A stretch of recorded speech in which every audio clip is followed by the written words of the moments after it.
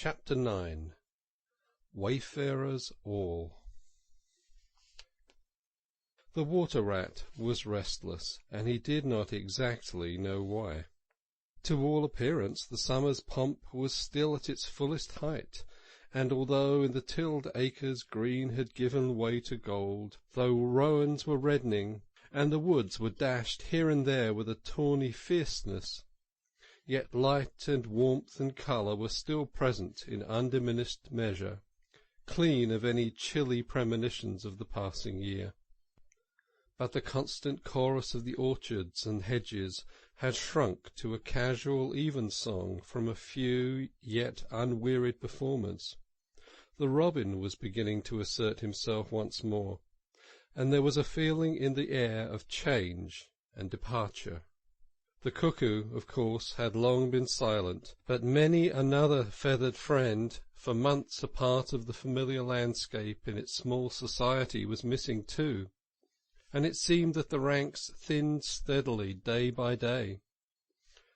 Rat, ever observant of any winged movement, saw that it was taking daily a southing tendency, and even as he lay in bed at night he thought he could make out passing in the darkness overhead the beat and quiver of impatient pinions obedient to the peremptory call. Nature's grand hotel had its season like the others. As the guests one by one pack, pay, and depart, and the seats at the table d'hote shrink pitifully at each succeeding meal, as suites of rooms are closed, carpets taken up, and waiters sent away, those boarders who are staying on en pension until next year's full reopening cannot help being somewhat affected by all these flittings and farewells, this eager discussion of plans, routes, and fresh quarters, this daily shrinkage in the stream of comradeship. One gets unsettled, depressed, and inclined to be querulous. Why this craving for change? Why not stay on quietly here, like us, and be jolly? You don't know this hotel out of season, and what fun we have among ourselves, we fellows who remain and see the whole interesting year out. All very true, no doubt, the others reply. We quite envy you, and some other year perhaps, but just now we have arrangements, and there's the bus at the door. Our time is up. So they depart with a smile and a nod, and we miss them and feel resentful. The rat was a self-sufficing sort of animal, rooted to the land, and whoever went, he stayed. Still he could not help noticing what was in the air, and feeling some of its influence in his bones. It was difficult to settle down to anything seriously, with all this flitting going on. Leaving the waterside, where rushes stood thick and tall in a stream that was becoming sluggish and low, he wandered countrywards, crossed a field or two of pasturage already looking dusty and parched, and thrust into the great realm of wheat, yellow, wavy, and murmurous, full of quiet motion and small whisperings. Here he often loved to wander through the forest of stiff, strong stalks that carried their own golden sky away over his head, a sky that was always dancing, shimmering, softly talking or swaying strongly to the passing wind and recovering itself with a toss and a merry laugh. Here, too, he had many small friends, a society complete in itself, leading full and busy lives, but always with a spare moment to gossip and exchange news with a visitor. Today, however, though they were civil enough, the field mice and harvest mice seemed preoccupied. Many were digging and tunnelling busily. Others, gathered together in small groups, examined the plans and drawings of small flats stated to be desirable and compact, and situated conveniently near the stores. Some were hauling out dusty trunks and dress baskets. Others were already elbow-deep, packing their belongings, while everywhere piles and bundles of wheat, oats, barley, beechmaster, nuts lay about ready for transport. "Here's old Ratty!" they cried as soon as they saw him. "Come and bear a hand, Rat, and don't stand about idle." "What sort of games are you up to?" said the Water-Rat severely. "You know it isn't time to be thinking of winter quarters yet by a long way." "Oh, yes, we know that," explained the Field Mouse rather shamefacedly. "But it's always as well to be in good time, isn't it? We really must get all the furniture and baggage and stores moved out before all those horrid machines became clicking around the fields. And then, you know, the best flats get picked up so quickly nowadays, and if you're late, you have to put up with anything. And they want such a lot of doing up, too, before they're fit to move into. Of course, we're early, we know that, but we're only just making a start." "Oh, bother starts," said the Rat. "It's a splendid day. Come for a row, or a stroll along the hedges, or a picnic in the woods or something." "Well, I think not to-day, thank you," replied the Field Mouse hurriedly. "Perhaps some other day, when we've more time." The Rat, with a snort of contempt, swung round to go, tripped over a hat-box and fell with undignified remarks. "If people would be more careful," said a Field Mouse rather stiffly, "and look where they're going, people wouldn't hurt themselves and forget themselves. Mind that hold, all Rat. You'd better sit down somewhere. In an hour or two we may be more free to attend to you." "You won't be free, as you call it, much this side of Christmas, I can see that," retorted the Rat grumpily, as he picked his way out of the field. He returned somewhat despondently to his river again, his faithful, steady-going old river, which never packed up, flitted, or went into winter quarters. In the osiers which fringed the bank he spied a swallow sitting. Presently it was joined by another, and then by a third, and the birds, fidgeting restlessly on their boughs, talked together earnestly and low. "What, already?" said the Rat, strolling up to them. "What's the hurry? I call it simply ridiculous." "Oh, we're not off yet, if that's what you mean," replied the first swallow. "We're only making plans and arranging things, talking it over, you know, what route we're taking this year, and where we'll stop and so on. That's half the fun." "Fun?" said the Rat. "Now that's just what I don't understand. If you've got to leave this pleasant place and your friends who will miss you and your snug homes that you've just settled into, why, when the hour strikes, I've no doubt you go bravely and face all the trouble and discomfort and change and newness, and make believe that you're not very unhappy. But to want to talk about it, or even to think about it, till you really need—" "No, you don't understand naturally," said the second swallow. "First we feel a stirring within us, a sweet unrest. Then back come the recollections one by one, like homing pigeons. They flutter through our dreams at night, then fly with us in our wheelings and circlings by day. We hunger to inquire of each other, to compare notes, and assure ourselves that it was all really true, as one by one the scents and sounds and names of long-forgotten places come gradually back and beckon us." "Couldn't you stop on for just this year?" suggested the Water-Rat wistfully. "We'll do all our best to make you feel at home. You've no idea what good times we have here when you are far away." "Oh, I tried stopping on 1 year," said the third swallow. "I'd grown so fond of the place that when the time came I hung back and let the others go on without me. For a few weeks it was all well enough, but afterwards, oh, the weary length of the nights, the shivering sunless days, the air so clammy and chill, and not an insect in an acre of it. No, it was no good. My courage broke down, and one cold, stormy night I took wing, flying well inland on account of the strong easterly gales. It was snowing hard as I beat through the passes of the great mountains, and I had a stiff fight to win through. But I shall never forget the blissful feeling of the hot sun again on my back as I sped down to the lakes that lay so blue and placid below me, and the taste of my first fat insect. The past was like a bad dream.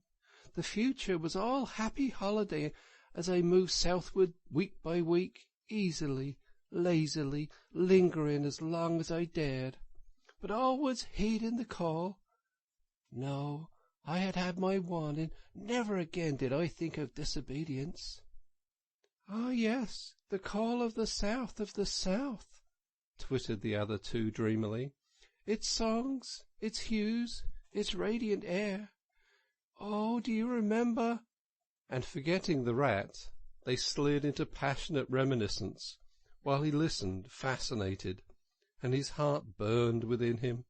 In himself, too, he knew that it was vibrating at last, that chord hitherto dormant and unsuspecting. The mere chatter of these southern-bound birds, their pale and second-hand reports, had power to awaken this wild new sensation, and thrilled him through and through with it. What would one moment of the real thing work in him?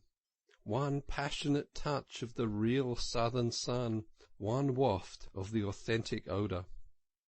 With closed eyes he dared to dream a moment in full abandonment, and when he looked again, the river seemed steely and chill, the green fields grey and lightless. Then his loyal heart seemed to cry out on his weaker self for its treachery. "Why do you ever come back then at all?" he demanded of the swallows.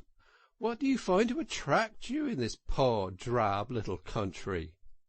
"And do you think," said the first swallow, "that the other call is not for us too in its due season? The call of lush meadow grass, wet orchards, warm, insect-haunted ponds, of browsing cattle, of haymaking, and all the farm buildings clustering round the house of the perfect eaves."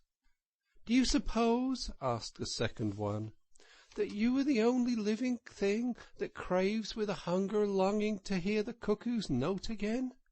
"In due time," said a third, "we shall be homesick once more for the quiet water lilies swaying on the surface of an English stream. But today all that seems pale and thin and very far away. Just now our blood dances to another music." They fell a-twittering among themselves once more, and this time their intoxicating babble was of violet seas, tawny sands, and lizard-haunted walls. Restlessly the rat wandered off once more, climbed the slope that rose gently from the north bank of the river, and lay looking out towards the great ring of downs that barred his vision farther southwards. His simple horizon hitherto, his mountains of the moon, his limit behind which lay nothing he cared to see or to know. Today, to him gazing south with new-born need stirring in his heart, the clear sky over their long, low outline seemed to pulsate with promise.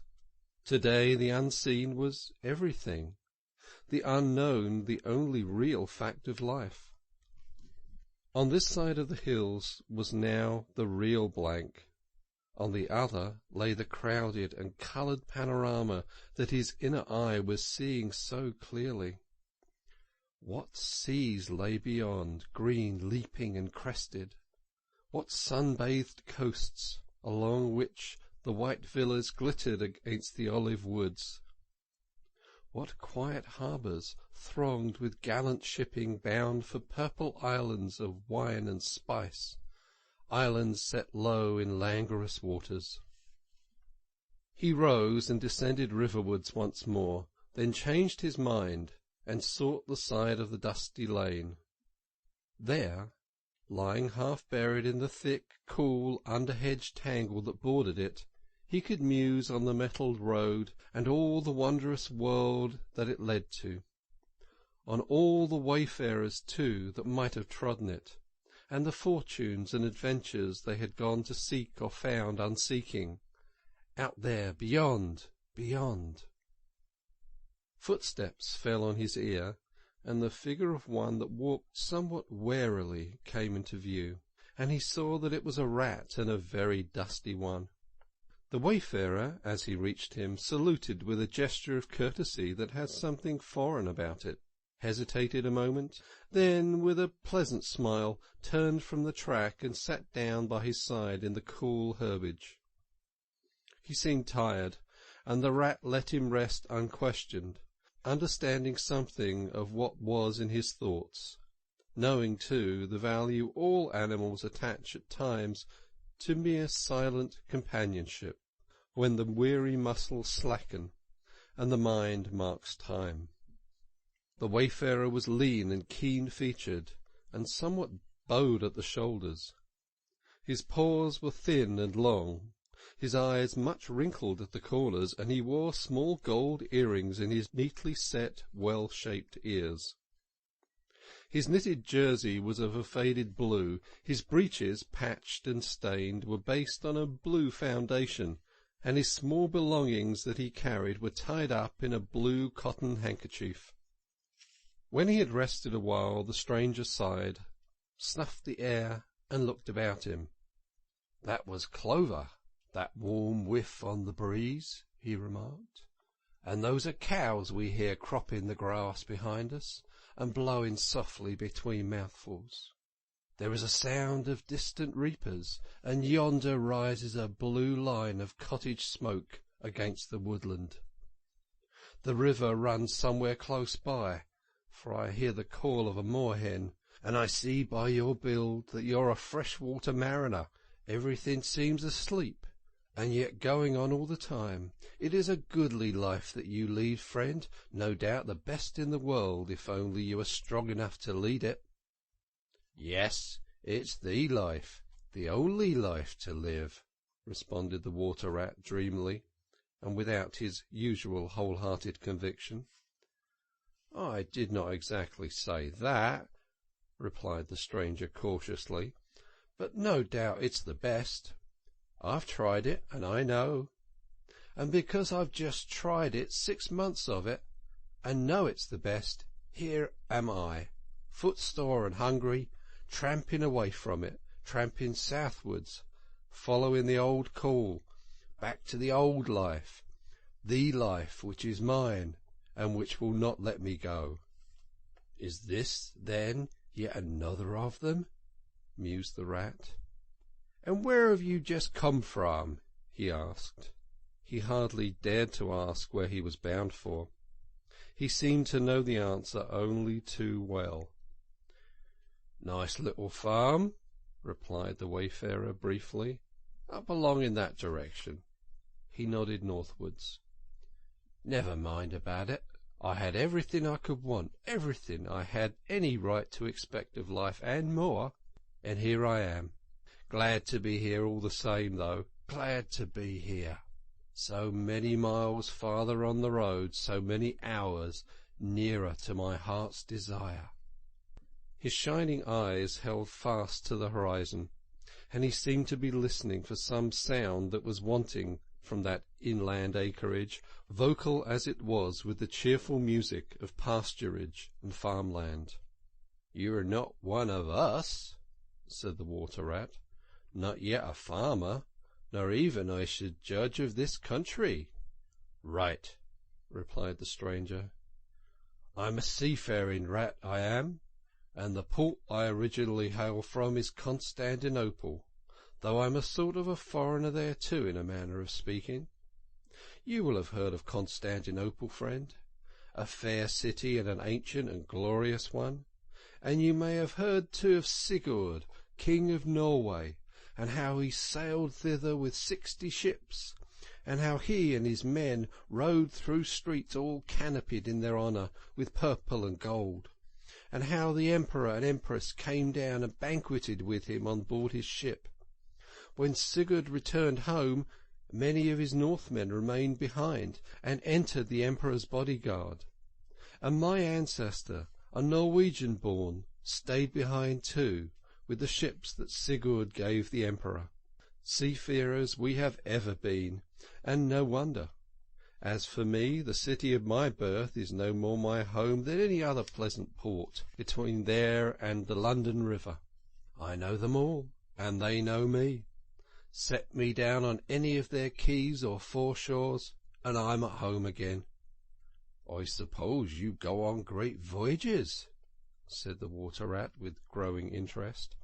"Months and months out of sight of land, and provisions running short, and allowanced as to water, and your mind communing with the mighty ocean, and all that sort of thing?" "By no means," said the Sea-rat frankly. "Such a life as you describe would not suit me at all. I'm in the coasting trade, and rarely out of sight of land. It's the jolly times on shore that appeal to me as much as any seafaring. Oh, those southern seaports, the smell of them, the riding lights at night, the glamour!" "Well, perhaps you have chosen the better way," said the Water-rat, but rather doubtfully. "Tell me something of your coasting, then, if you have a mind to, and what sort of harvest an animal of spirit might hope to bring home from it to warm his later days with gallant memories by the fireside. For my life, I confess to you, feels to me today somewhat narrow and circumscribed." "My last voyage," began the Sea-rat, "that landed me eventually in this country, bound with high hopes for my inland farm, will serve as a good example of any of them, and indeed as an epitome of my highly coloured life. Family troubles, as usual, began it. The domestic storm cone was hoisted, and I shipped myself aboard a small trading vessel bound from Constantinople by classic seas whose every wave throbs with a deathless memory to the Grecian islands and the Levant. Those were golden days and balmy nights. In and out of harbour all the time, old friends everywhere, sleeping in some cool temple or ruined cistern during the heat of the day, feasting and song after sundown, under the great stars set in a velvet sky. Thence we turned and coasted up the Adriatic, its shores swimming in an atmosphere of amber, rose, and aquamarine. We lay in a wide landlocked harbour. We roamed through ancient and noble cities, until, at last, one morning as the sun rose royally behind us, we rode into Venice, down a path of gold. Oh, Venice is a fine city wherein a rat can wander at his ease and take his pleasure, or, when weary of wandering, can sit at the edge of the Grand Canal at night, feasting with his friends, when the air is full of music, and the sky full of stars, and the lights flash and shimmer on the polished steel prows of the swaying gondolas, packed so you could walk across the canal on them from side to side. And then the food. Do you like shellfish?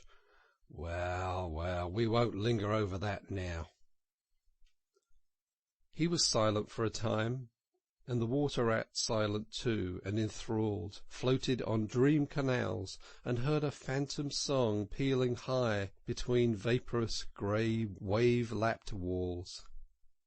"Southwards we sailed again at last," continued the Sea-rat, "coasting down the Italian shore, till finally we made Palermo, and there I quitted for a long happy spell on shore. I never stick too long to one ship. One gets narrow-minded and prejudiced. Besides, Sicily is one of my happy hunting grounds. I know everybody there, and their ways just suit me. I spent many jolly weeks in the island, staying with my friends up country. When I grew restless again, I took advantage of a ship that was trading to Sardinia and Corsica, and very glad I was to feel the fresh breeze and the sea spray in my face once more." "But isn't it very hot and stuffy down in the hold, I think you call it?" asked the Water-rat. The seafarer looked at him with the suspicion of a wink. "I'm an old hand," he remarked with much simplicity. "The captain's cabin's good enough for me." "It's a hard life by all accounts," murmured the rat, sunk in deep thought. "For the crew it is," replied the seafarer gravely, again with the ghost of a wink. "From Corsica," he went on, "I made use of a ship that was taking wine to the mainland. We made a lisso in the evening, lay to, hauled up our wine casks and hove them overboard, tied one to the other by a long line. Then the crew took to the boats and rowed shoreward, singing as they went, and drawing after them the long bobbing procession of casks, like a mile of porpoises. On the sands they had horses waiting, which dragged the casks upon the steep street of the little town, with a fine rush and a clatter and a scramble. When the last cask was in, we went and refreshed and rested, and sat late into the night drinking with our friends, and next morning I was off to the great olive woods for a spell and a rest. For now I had done with islands for the time, and ports, and shipping was plentiful, so I led a lazy life among the peasants, lying and watching them work, or stretched high on the hillside with the blue Mediterranean far below me. And so at length, by easy stages, partly on foot, partly by sea, to Marseilles, and the meeting of old shipmates, and the visiting of great ocean-bound vessels, and feasting once more. Talk of shellfish! Why, sometimes I dream of the shellfish of Marseilles, and wake up crying. "That reminds me," said the polite water-rat. "You happened to mention that you were hungry, and I ought to have spoken earlier. Of course you will stop and take your midday meal with me. My hole is close by. It is some time past noon, and you're very welcome to whatever there is." "Now, I call that kind and brotherly of you," said the Sea Rat. "I was indeed hungry when I sat down, and ever since I inadvertently happened to mention shellfish, my pangs have been extreme. But couldn't you fetch it along out here? I'm none too fond of going under hatches, unless I'm obliged to. And then, while we eat, I could tell you more concerning my voyages, and the pleasant life I lead. At least, it's very pleasant to me, and by your attention I judge it commends itself to you.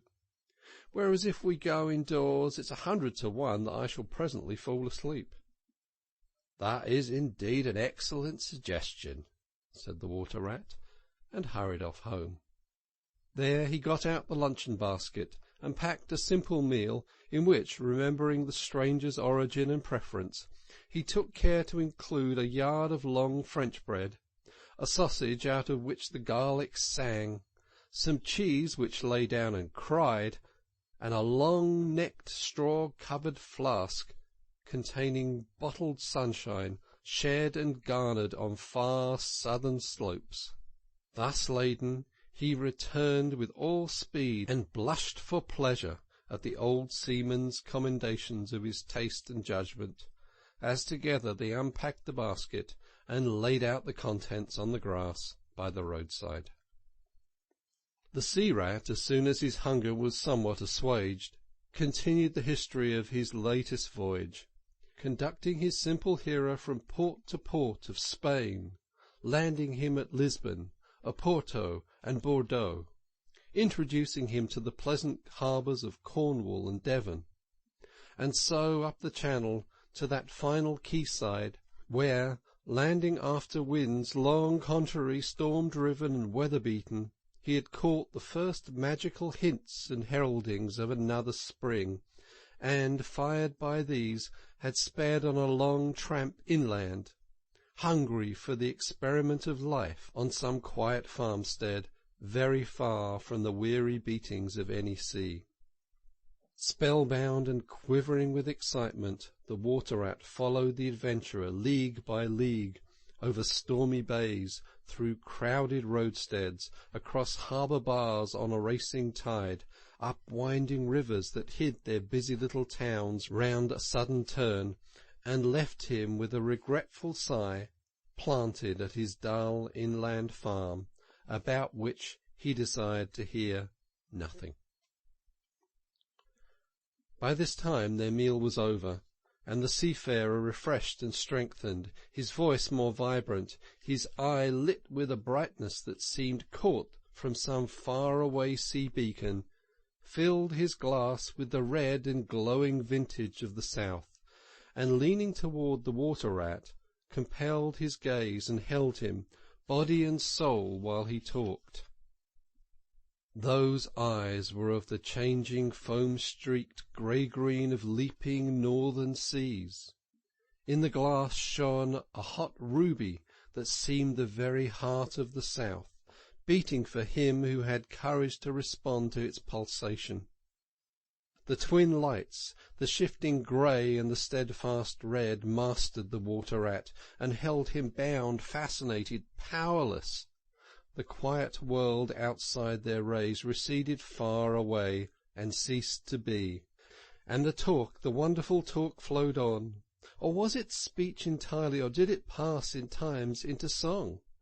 Chanty of the sailors weighing the dripping anchor, sonorous hum of the shrouds in a tearing northeaster, ballad of the fisherman hauling his nets at sundown against an apricot sky, chords of guitar and mandolin from gondola or cake. Did it change into the cry of the wind, plaintive at first, angrily shrill as it freshened, rising to a tearing whistle, sinking to a musical tinkle of air from the leach of the bellying sail? All these sounds the spellbound listener seemed to hear, and with them the hungry complaint of the gulls and the sea mews, the soft thunder of the breaking wave, the cry of the protesting shingle. Back into speech again it passed, and with beating heart he was following the adventures of a dozen seaports, the fights, the escapes, the rallies, the comradeships, the gallant undertakings. Or he searched islands for treasure, fished in still lagoons, and dazed day-long on warm white sand. Of deep-sea fishings he heard tell, and mighty silver gatherings, of the mile-long net, of sudden perils, noise of breakers on a moonless night, or the tall bows of the great liner taking shape overhead through the fog, of the merry homecoming, the headland rounded, the harbour lights opened out, the groups seen dimly on the quay, the cheery hail, the splash of the hawser, the trudge up the steep little street toward the comforting glow of red-curtained windows. Lastly, in his waking dream it seemed to him that the adventurer had risen to his feet, but was still speaking, still holding him fast with his sea-grey eyes. "And now," he was softly saying, "I take to the road again, holding on southwards for many a long and dusty day, till at last I reach the little grey sea-town I know so well, that clings along one steep side of the harbour. There, through dark doorways, you look down flights of stone steps, overhung by great pink tufts of valerian, and ending in a patch of sparkling blue water. The little boats that lie tethered to the rings and stanchions of the old sea-wall are gaily painted as those I clambered in and out of in my childhood. The salmon leap on the flood tide. Schools of mackerel flash and play past quaysides and foreshores. And by the windows the great vessels glide, night and day, up to their moorings or forth to the open sea. There, sooner or later, the ships of all seafaring nations arrive, and there, at its destined hour, the ship of my choice will let go its anchor. I shall take my time. I shall tarry and bide, until at last the right one lies waiting for me, rapped out into midstream, loaded low, her bowsprit pointing down harbour. I shall slip on board by boat or along hawser, and then one morning I shall wake to the song and tramp of the sailors, the clink of the capstan, and the rattle of the anchor chain coming merrily in. We shall break out the jib and the foresail. The white houses on the harbour side will glide slowly past us as she gathers steering way, and the voyage will have begun. As she forges toward the headland, she will clothe herself with canvas, and then, once outside, the sounding slap of great green seas as she heels to the wind, pointing south. And you, will you come too, young brother? For the days pass and never return, and the south still awaits you. Take the adventure, heed the call, now, ere the irrevocable moment passes. 'Tis but a bang in the door behind you, a blithesome step forward, and you are out of the old life and into the new. Then some day long hence, jog home here if you will, when the cup has been drained and the play has been played, and sit down by your quiet river with a store of goodly memories for company. You can easily overtake me on the road, for you are young and I am aging, and go softly.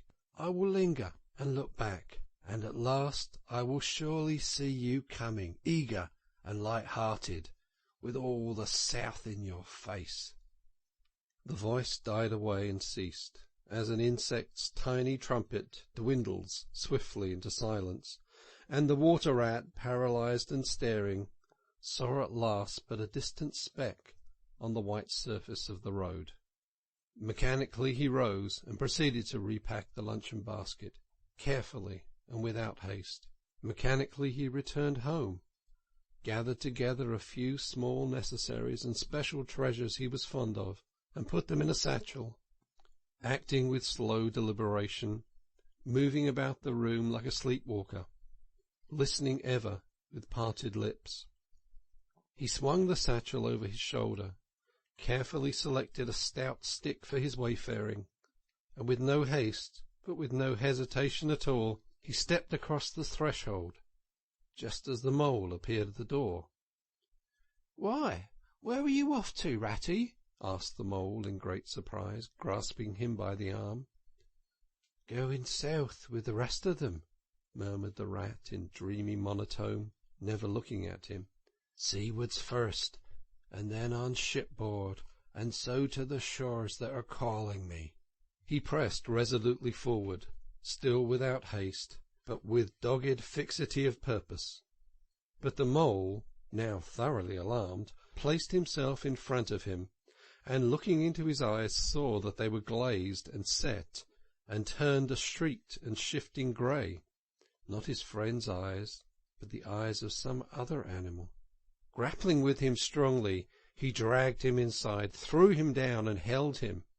The rat struggled desperately for a few moments, and then his strength seemed suddenly to leave him, and he lay still and exhausted, with closed eyes trembling. Presently the mole assisted him to rise, and placed him in a chair, where he sat collapsed and shrunken into himself, his body shaken by a violent shivering, passing in time into an hysterical fit of dry sobbing.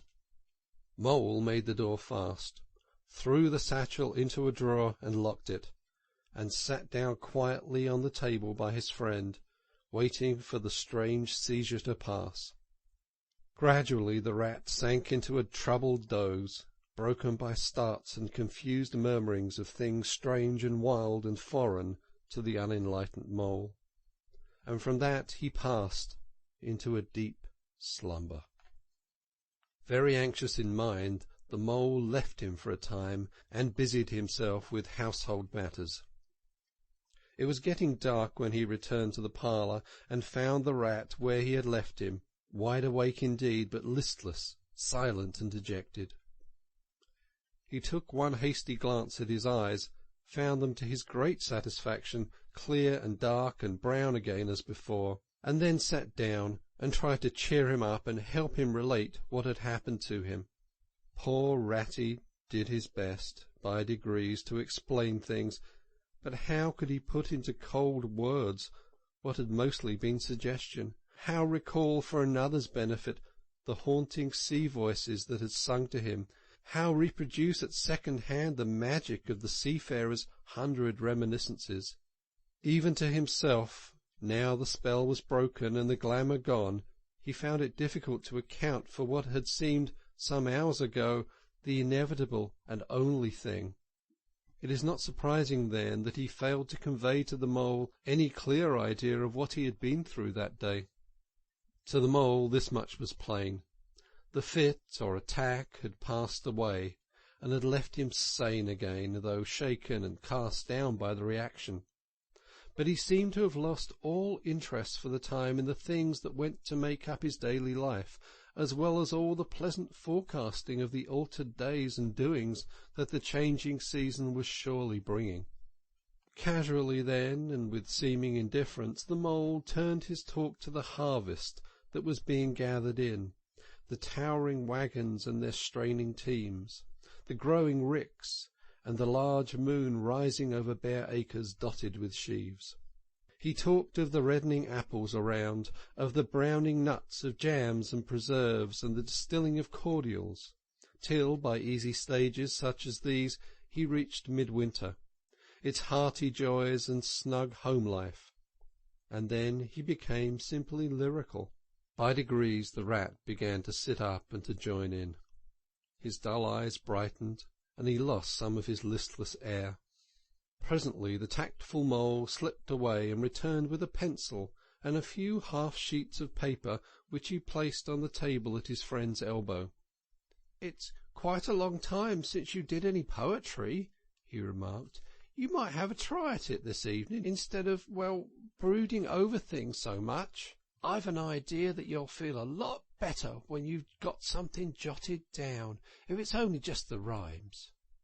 The rat pushed the paper away from him wearily, but the discreet mole took occasion to leave the room, and when he peeped in again some time later, the rat was absorbed and deaf to the world, alternately scribbling and sucking on the top of his pencil. It is true that he sucked a good deal more than he scribbled, but it was joy to the mole to know that the cure had at least begun. End of Chapter 9.